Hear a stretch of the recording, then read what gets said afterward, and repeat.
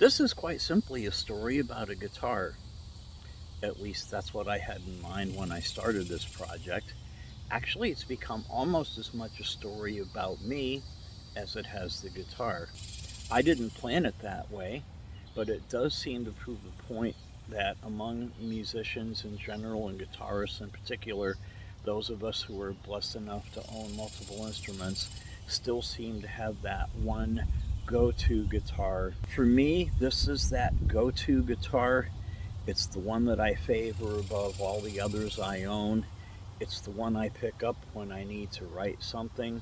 It's usually the one that I pick up when I just feel like playing. I don't generally give names to the inanimate objects in my life, and there are very few of those objects that I have any sentimental feelings for. This guitar is different. This guitar is called Simon, and this is Simon's story.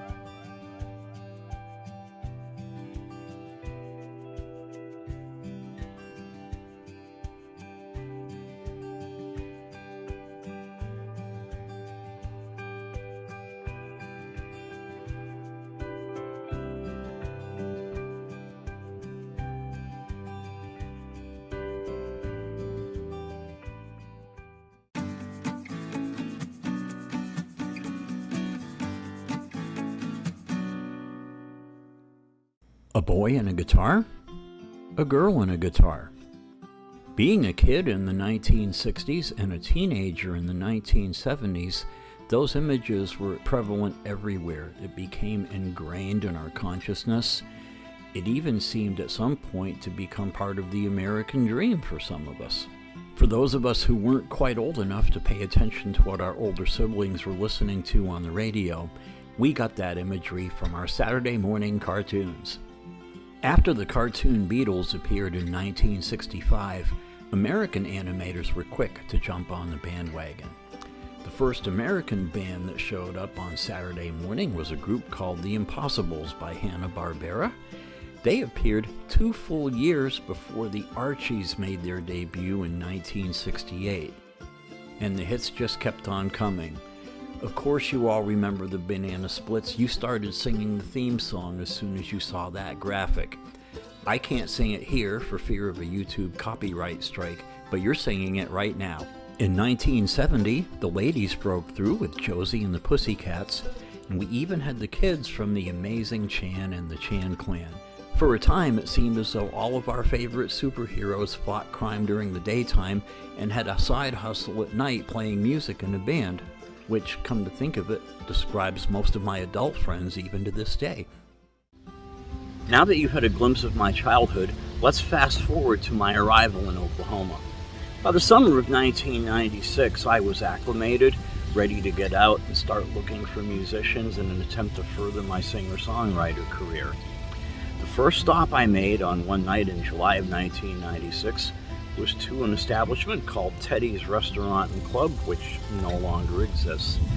There I met members of a group called the Oklahoma Songwriters and Composers Association, which also no longer exists. I met many good musicians that night, not the least of whom was a gentleman named Ray Rector, who was hosting the event and also was helping to operate the Songwriters Association. I don't recall exactly what I played or some of the conversation that happened that night, but apparently I made a good impression because by the time I left the bar that night, I was on OSCA's board of directors and I served there until 2001. My involvement with the Oklahoma Songwriters and Composers Association, or OSCA as we became known, led directly to the acquisition of Simon. In 1998, OSCA's pet project was being a local sponsor for the very first Woody Guthrie Folk Festival in Okemah, Oklahoma. Many of OSCA's musicians, myself included, were tabbed to play local time slots during the very first Woody Guthrie Folk Festival. I even did security on the main stage for one of the early concerts. In fact, here's an unretouched picture of me working security for Ellis Paul at the 1998 main stage of the Woody Guthrie Folk Festival. It was time for me to fork over the big bucks and spring for a legitimate guitar in order to continue my career. I've owned many guitars over the years. Some were obtained from music shops, some were obtained from pawn shops, some unfortunately went to pawn shops, some were bought and traded, some ended up in the hands of friends, even had a few things that weren't actually guitars. When it came to an event like the Woody Guthrie Folk Festival, I decided it was finally time to go locate the guitar that would become my voice. Now, Ray Rector, as it turned out, had a karaoke business on the side for which I worked full-time in 1997 and came back part-time in 1998 after I started driving the liquor truck. Well, most of you know that story. I took the extra money from the karaoke gig in 1998 and put that aside so that I could acquire Simon.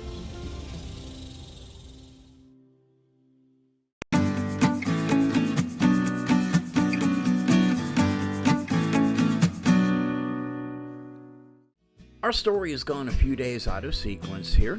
You've seen pictures of me performing with Simon at the first Woody Guthrie Folk Festival, which was the main reason I made the purchase. Obviously, I acquired Simon a few days before that. I don't remember the exact day Simon appeared. My best guess would be July 11th, 1998, as that was the Saturday before the first Woody Guthrie Festival, and besides, the symmetry of having purchased this guitar on 7-Eleven would be perfect for this story. What I do remember is spending the entire previous week scoping out all the music stores in Oklahoma City to see where I might acquire this upgraded guitar. All the stores are good, but I decided on Horn Trader Music Company because of their outstanding selection of used guitars. The footage you'll see here is current. It was filmed this year. Back in 1998, when I bought the guitar, this store had double the floor space, which means essentially double the guitar selection. So if you like what you're seeing here in this film, imagine the conundrum I was in on the day that I went in to buy what ultimately turned out to be Simon. The staff was very cordial, as they are to this day. I walked in and I said, I'm not walking out of here without a guitar. It may take me a couple of hours to find it, but let me go play. It was a great arrangement. Let's come back to 2023 for a moment. At this stage of my career, I get to offer advice to younger musicians, and one of the questions I'm asked most often is, how do you go about finding an acoustic guitar that's right for you? My answer to that question is to do exactly what I did on that day back in 1998. Keep an open mind, ignore the name on the headstock, try everything you can get your hands on, and keep trying guitars until you pick one up that feels like it already belongs to you. So back to Horn Trader 1998. I had probably spent at least an hour in this room with several hundred guitars, just trying them out, trying to find something that suited me. I don't remember feeling the least bit frustrated because I was like a kid in a candy store that day. It's like, I'm going to find what I want and I'm going to take it home. And then there it was.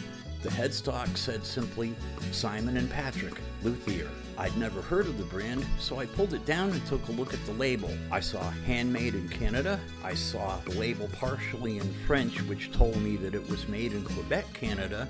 And at this point, I'm already halfway sold because I grew up in Maine and I've dealt with quality craftsmanship from Quebec, Canada my entire life, so that sale was already made. I noticed the guitar was made of mahogany.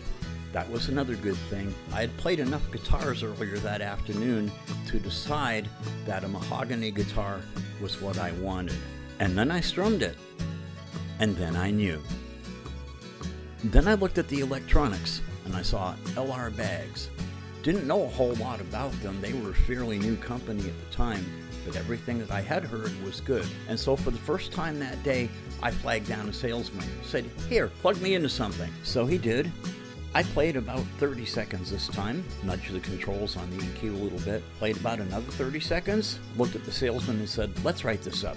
And that, ladies and gentlemen, is how I acquired Simon.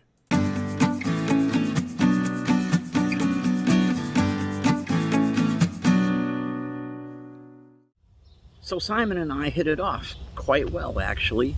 I couldn't wait to take him on the road, which I did frequently in that time frame. But most important, Simon became that extension of myself when it came to writing music. What you're about to hear is a montage of what I consider to be some of my best songs. All of these were written on Simon. All of these recordings feature Simon being played. And there's even a couple of clips in here that I have never released to the public until right now. Looking back at all that wasted time,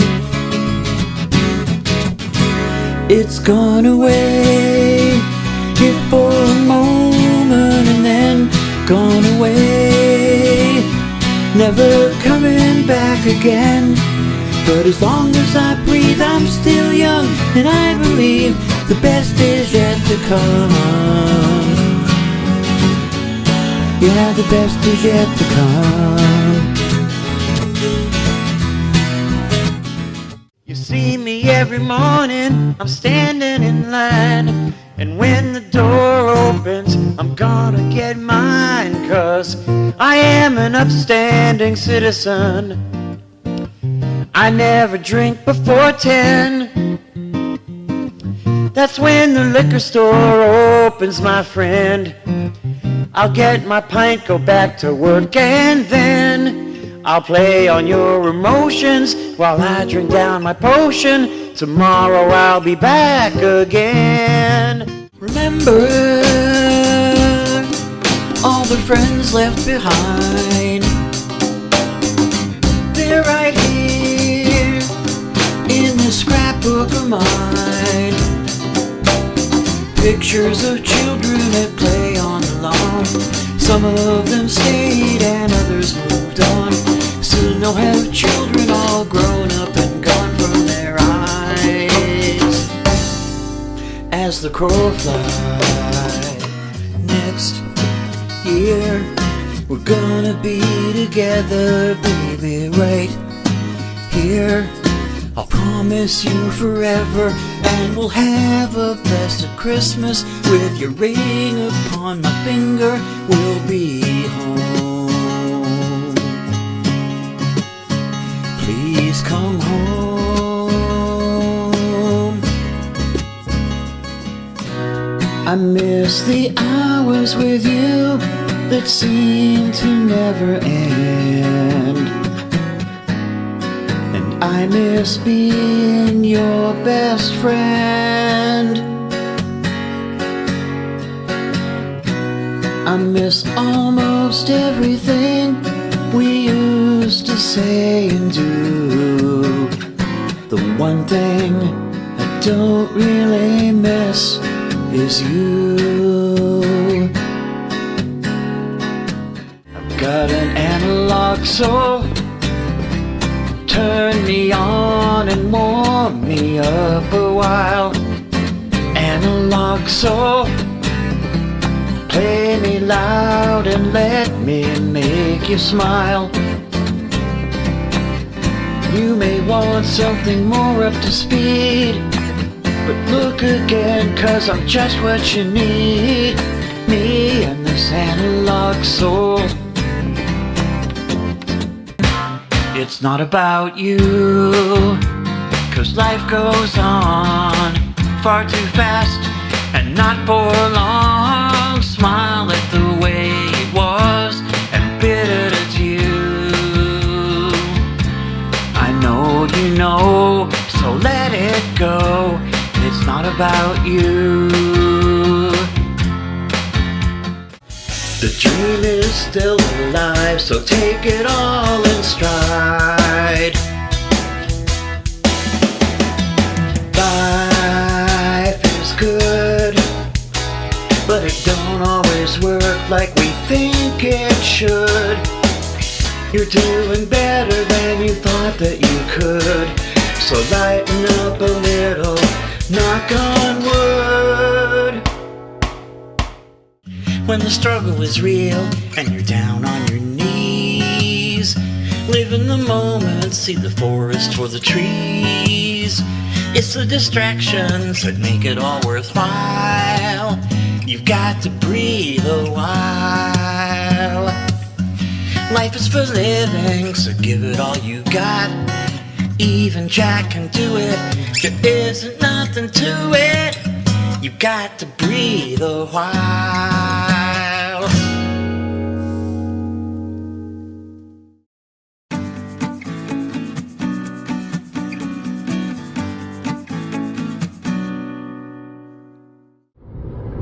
As most of you know, there is a gap in my musical resume of about 9 years, give or take a couple months, where I didn't play anything and I didn't do anything.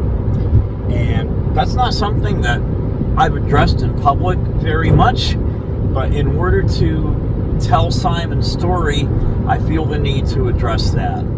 The timeline of my hiatus is closely parallel with the timeline of my second marriage. And there have been some people that made the jump and attempted to connect the dots and said, well, the reason you took 8.5, 9 years off was because of that second marriage. Now, there were some things that happened there that contributed to it, but to say that the hiatus was the direct result of that marriage is neither accurate nor fair. So here's what happened. In about an 18 or 19 month time frame between the fall of 2001 and the spring of 2003, my older brother's wife passed away. My mother passed away. My wife had complications with an operation and she died on the table. They brought her back. Also, toward the end of that time frame, the Fortune 500 company for which I was working declared bankruptcy and shut down. You put all of those things together in that time frame, and the muse just went away. I didn't feel like playing much. I didn't feel like anything much, to be honest with you. Now, while all this was going on, I did manage to do a few things before I shut down completely. I did play a few shows in the early part of 2002. There may be a live recording of one of those shows in Tulsa, Oklahoma. I'm the deer in my own headlights. Long, long drives after long lost nights. Missing the sights along the way. But in my wake I leave some smiles. It always takes me across the miles, and it makes me happy for a while.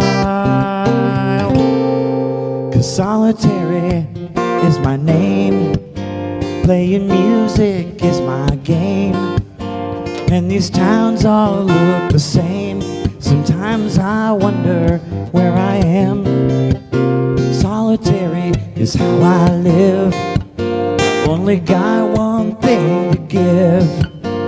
So take my song, 'cause I'll be gone tonight. I did perform the national anthem for the Oklahoma City Redhawks, as they were called at that time, the AAA baseball team. That was one item off my bucket list that I got to do. And then, if I recall correctly, the very last thing I did was November 15th of 2003. Pat Glenn talked me into coming to a jam session at his house. I went there, played that night, and after that, Simon went in the closet and didn't come out for a little over 8 years. I almost came back earlier than that. About the fall of 2007, I started to miss music a little bit.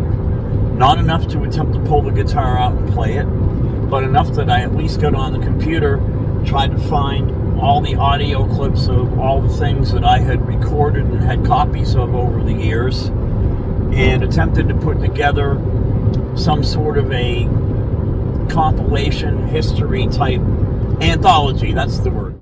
In addition to that, about Christmas time 2007, out of the blue, I got a phone call from Ray Rector, from whom I had not heard for several years.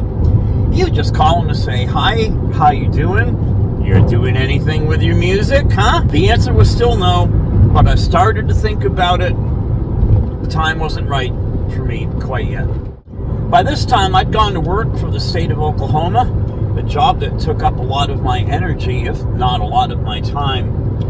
And a return to music was not quite in the cards for me just yet. But during this period of time, I did cross something off my bucket list. When I was 11 years old, I wanted to be a talk show host. And I actually achieved that to a certain degree, thanks to the internet and a passion for automobile racing, NASCAR in particular, that I was infatuated with at that time. Me and a friend from North Carolina actually did an online radio talk show called The Loose Lugnuts that was broadcast, if I recall correctly, on blogtalkradio.com. I think that was the website. That lasted about a year, and we had a good time with that. But one of the things that I did for that show indirectly opened the door for me to get back into the music business. What we didn't have on this show was sponsors. If we'd really wanted to take this seriously, we could have gone out, acquired sponsors just like real radio people do. We didn't feel like doing that. Instead, we made up our own sponsors. Mark, the co-host, and I, well, actually, he was the host, I was the co-host, but who's counting? We tossed ideas back and forth for different fake commercials. I basically created, recorded, and produced those fake commercials for the Loose Lugnuts, some internet radio show. Jimmy Jack's Chicken Shack is proud to sponsor the Loose Lugnuts. This ain't just another radio show, and we ain't just another chicken joint. That's because we use all the parts that those other chicken joints throw out. Our competition says eat more chicken. At Jimmy Jack's, we say eat the whole chicken. Try our signature chicken feet nuggets, plain and savory or hot and spicy. Perfect for tailgating and watching the race. We're hard to find and we're even harder to forget. Go east of town on Highway 78, then take a left on the dirt road where the Red Barn used to be. We're right there about 2 miles in. We're even open for breakfast, so come on down. One taste is all it takes. You'll keep running to the back of Jimmy Jack's Chicken Shack.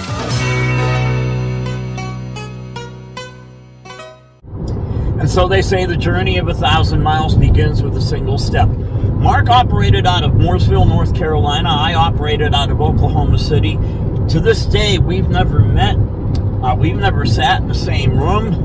But we had a fun go of this radio show for about a year or so. I don't believe there are any episodes left, but it was fun while it lasted, and I got to cross that talk show gig off my bucket list.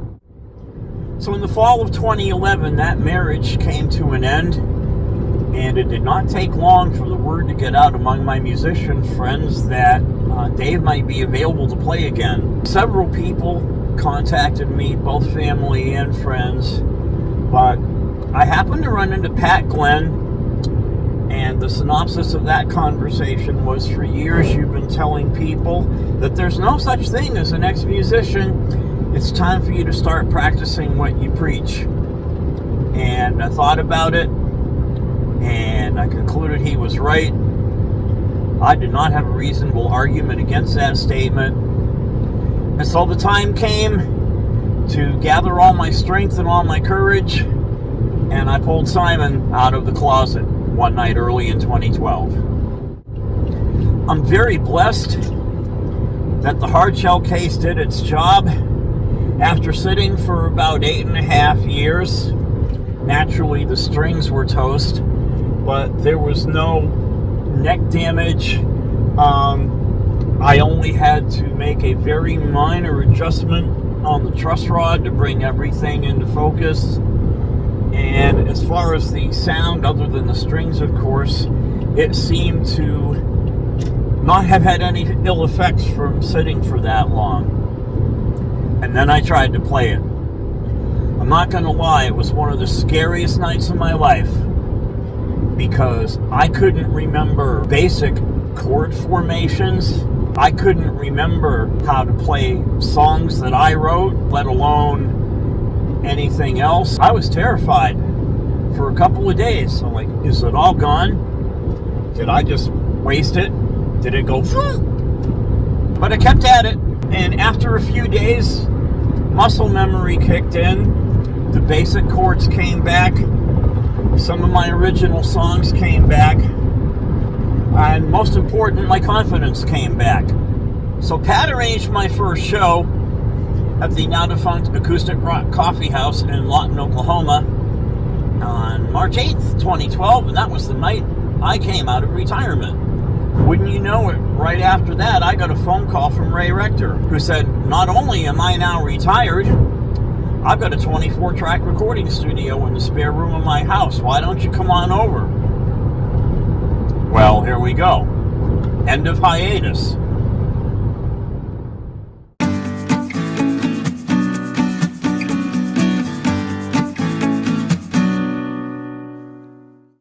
So the hiatus was over. I'd started playing again, started practicing again, started performing in public again. So naturally, I started writing again. Simon was there by my side, as he'd always been, and I was eager to get a new song over to Ray Rector's 24-track recording studio. So here is an excerpt from the original demo of What Were You Thinking?, which is a song that ended up on the Every Lonesome Road album. It was the first song I wrote following the hiatus, and it was the catapult that sent both Simon and me to where we are now.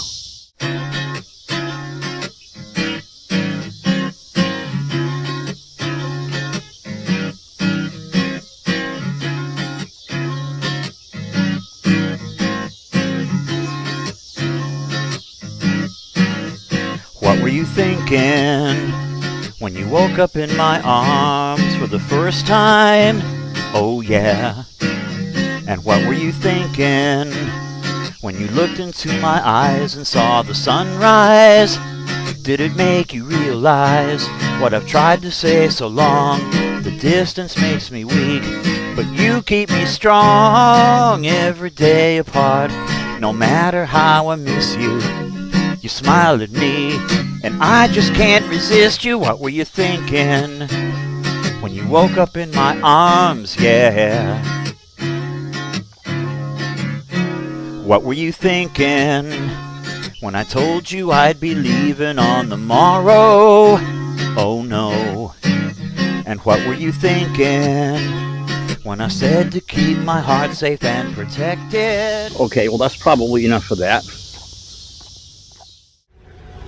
So for whatever reason, Ray really liked that song. We started talking, catching up on what had been going on in each other's lives the past 10 years. By the end of the evening, we were talking about me doing an album, which is something that I had been contemplating and had actually started to work on just a little bit before life happened to me 10 years previously. So I kept writing, kept playing out, trying to get my chops back. We got to the 4th of July, 2012, and that was the day that I went into the studio in earnest to begin recording what turned into Every Lonesome Road. I ended up with 14 songs on that record. A lot of them had been written back in the old days, if you will. There's some material on that album that was fresh in 2012, and the project was designed to be kind of a combination of all of that, to touch on what I left behind and to pick up my heels and go forward. Got some friends involved in the project. They joined me in the studio, another big learning experience. But as this dragged on toward the 6-month mark, Ray got on my case, and rightfully so, to get this thing wrapped up. So we tried. We had lots of equipment. We had some compressors. I had access to pretty much any instrument that I needed or wanted to get. But to be brutally frank, this record should never have been released. We got to mix down in post-production, and we had no idea what the heck we were doing. There was just a lot of pressure, I think mutually for each other to get this thing finished so that we could go on with whatever was next. And so Every Lonesome Road was released on December 21st, 2012. It is a milestone of sorts, being that it was my first album. It's not the debut that I imagined I would have, but part of this whole experience is learning as you go, and boy did we learn a lot. And so we went on to 2013. The plan was for us to reverse roles here. Ray was going back in the studio to do a project, and I was going to be his producer. I would be remiss if I didn't talk about Ray a little bit. Ray was the first musician I met after I arrived in Oklahoma. Our styles were polar opposite. Ray was totally traditional country, cheating song, drinking song, crying your beer while she's cheating on you song, and he was very, very good at it. While we had been apart, Ray beat cancer twice. You could tell that his voice was starting to go, and he wanted to get one more project done while he still had the strength and the vocal ability left to do it. So we went back in the studio, and I think each of us felt a little bit of a sense of urgency at this point. We got a little ways on the album. It was progressing fairly well. Ray got sick again, and we had to suspend production. And this time, cancer beat him. Ray passed away in August of 2013. Besides losing a friend and a mentor, I was now on my own with regard to my next record, which meant that I had to start researching the pros and cons of home recording, as that was the road that I would go down for pretty much the rest of the decade. I wandered around like a lost puppy for a little while after that, played when I could, kept writing. I began to start playing a lot down in Lawton, Oklahoma. I had the chance to meet a couple of gentlemen who would become important in future chapters of my life, Jimmy Jack Whitaker, Tommy Wells. While this was going on, Simon and I were still hanging out, toughing it out, writing new music. Tommy opened a pizza joint called Porky's back in 2014. He used the restaurant to combine his love of food with his love of original music. He called on me, we got together, and we created a Songwriters in the Round series that played at Porky's for well over a year. I got to host the shindig on several occasions, met some interesting and fun musicians with whom I'm still friends to this day. All of that was a really positive experience at a time that I needed to have it. Also about this time, I was getting close to having enough material for another album. I acquired some software and a digital audio workstation, and I just went ahead and tried to do the best I could on the next album. I decided that I wanted to be a one-man band. It's just a wild hair that I'd had for a long time, and this seemed like the perfect opportunity to make it happen. In the spring of 2015, I released my second record called Analog Soul, which was recorded utilizing home-cooked digital recording. I played every instrument on the record. I sang every vocal on the record. It was also about this time that Simon and I started to experiment with open tuning. I had become a fan of artists like David Wilcox, who's done some great things with open tuning. And I started using it to write a few songs that ended up on the Analog Soul album, most notably The One Thing and Flight 1205. Those were my introductions to writing in open tuning, and that's something that I've continued to do to this day. We had the album release party at Porky's. Shortly after this, Porky's went out of business. Life happens. About the time that Porky's went out of business, my father became seriously ill, and I spent most of the next year keeping an eye on him, checking on him, helping to care for him. My father passed in June of 2016. Not long after my dad passed, I released a single also written in open tuning called It's Not About You. And about that time, I had an accident. It was a household accident involving 240 volts of electricity and a senior moment. I'll spare you the details, but in this accident, I actually lost a very small piece of the tip of the index finger on my left hand.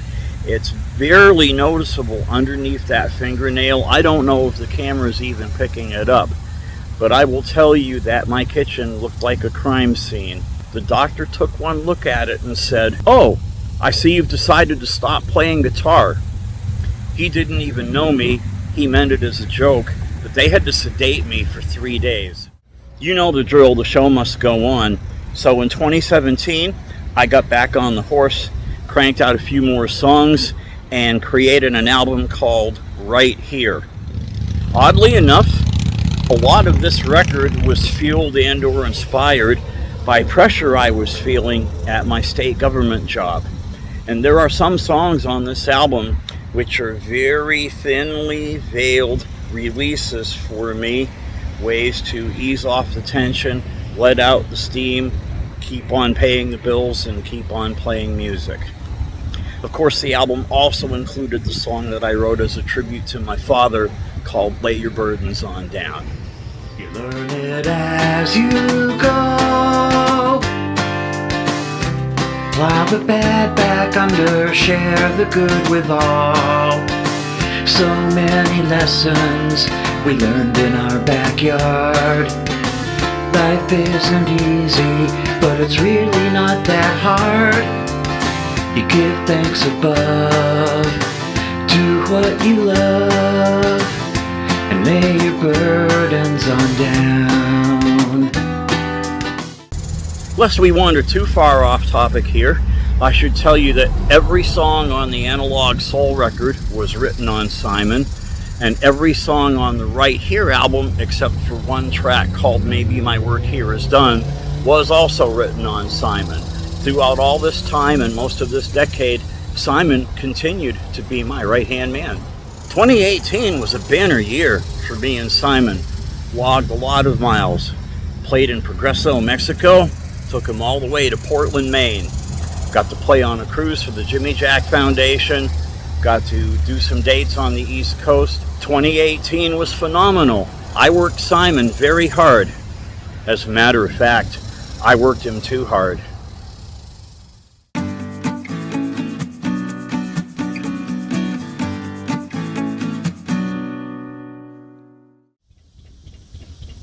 So as all of you know, and you certainly don't need any reminders of this, we got to about 2020 and we had to deal with that pandemic thing.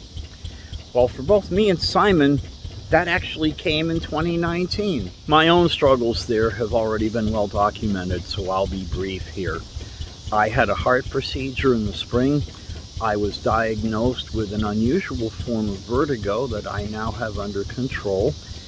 I didn't play out for 6 months. There were a lot of conflicting symptoms. A lot of specialists had a hard time figuring out what was wrong with me.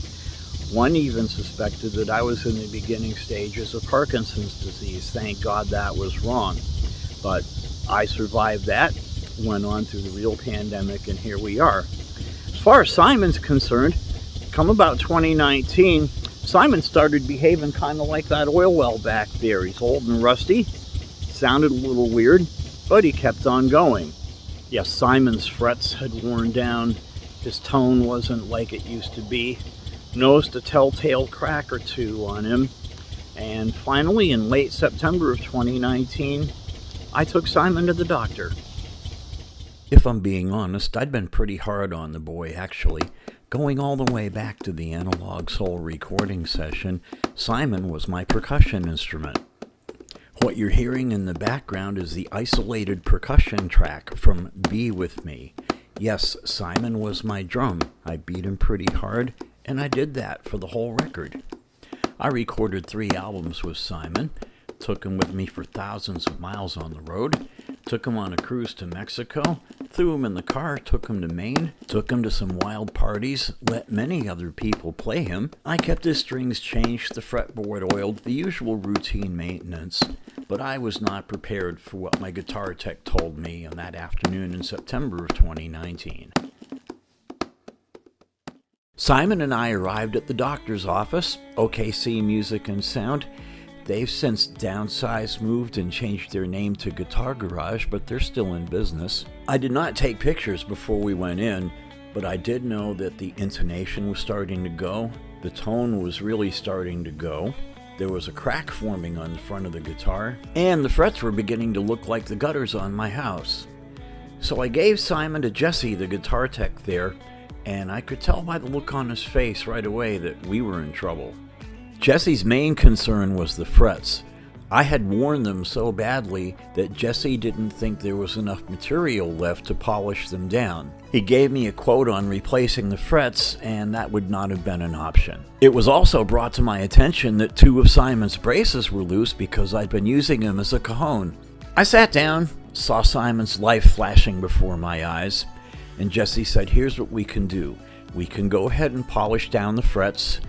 We can go ahead and repair the 2 braces, but there is a chance that in doing so, the guitar is going to be unplayable. This is the best we can do." I told Jesse I'll take the risk, go ahead and try to save the patient. A few days later, the work was done. I went in hopeful that he'd be okay, but also prepared to say goodbye. They put Simon back in my hands, and I was amazed. The guitar fretted, fingered, and played better than it did when I bought him in 1998. In addition, they found a 3rd brace that was loose, which solved the problem of the crack in the front and only charged me an extra 30 minutes labor to fix it. I got to relive that feeling I had when I picked him up and played him for the very first time. Simon and I have carried on into the 20s, but I've decided no more cajon.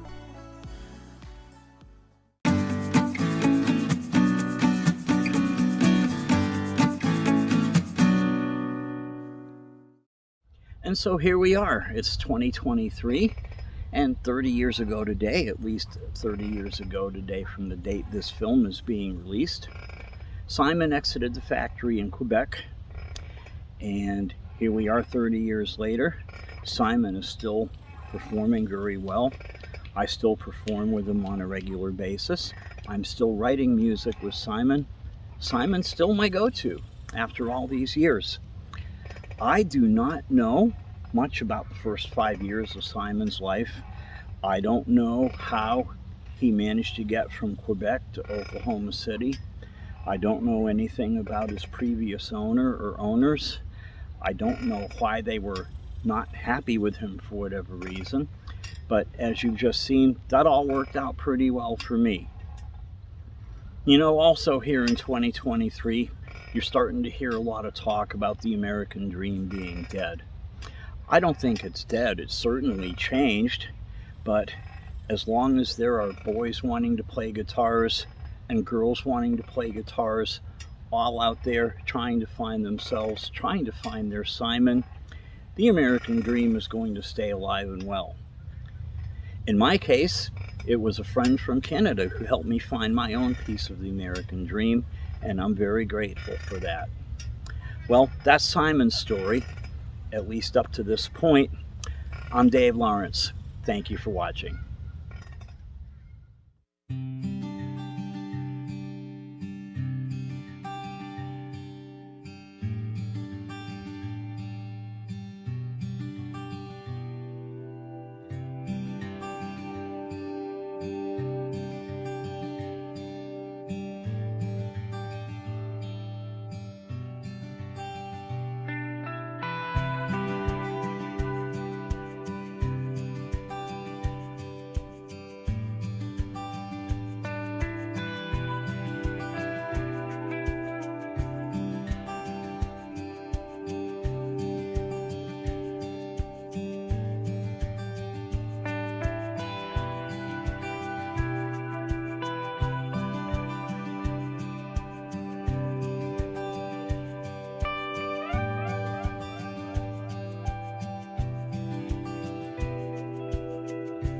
Now that you've had a glimpse of my childhood, let's fast forward to my arrival in Oklahoma.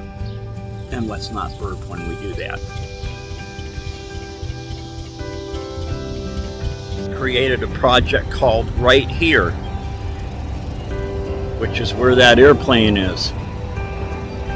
I'll spare you the rest of the details, but in the accident, speaking of accident, but he was very, very good at it. Rice burner, burn me some rice, make it taste nice. Yes, Simon's frets were worn down. In about an 18-month stretch of, oops, that's that a cop? No. Yes, just in case you doubted, we are in Oklahoma. I guess this is about as good as it's going to get.